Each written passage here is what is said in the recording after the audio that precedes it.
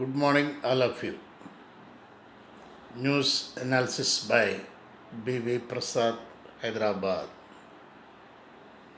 ఈరోజు మనం ముఖ్యంగా అమెరికా విషయాలు మాట్లాడుకోదలుచుకున్నాం. అమెరికా విలవిలలాడుతుంది కరువు కాటకాల్లో.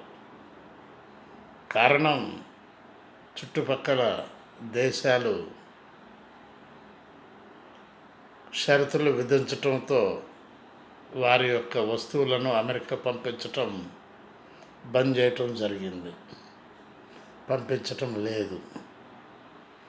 అయితే దానివలన ఎఫెక్ట్ పడినటువంటి అమెరికా ప్రజలకు తిండి తిప్పలు కరువైపోయినాయి. అయితే దానికి ట్రంప్ గారు ఏం బాధపడటం లేదు. ప్రజలలో ఉన్నటువంటి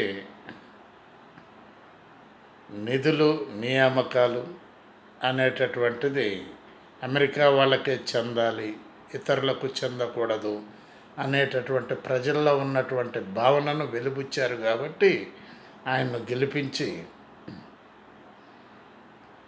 ఈ విధంగా ట్రంప్ గారు డిసైడ్ చేశారు. ప్రజల్లో ఏది కావాలో అదే చేస్తారు పెద్దవాళ్ళు. అయితే ప్రజలలో ఇతర దేశాల వాళ్ళు వచ్చి ఈర్ష్య ద్వేషాలతో అక్కడ ప్రజలు మనమే పరిపాలించుకోవాలి, ఇతరులు అవసరం లేదు అని అనటం, అక్కడ ప్రజలు వేరే పార్టీలను ఓడించి ట్రంప్ గారిని గెలిపించడం జరిగింది.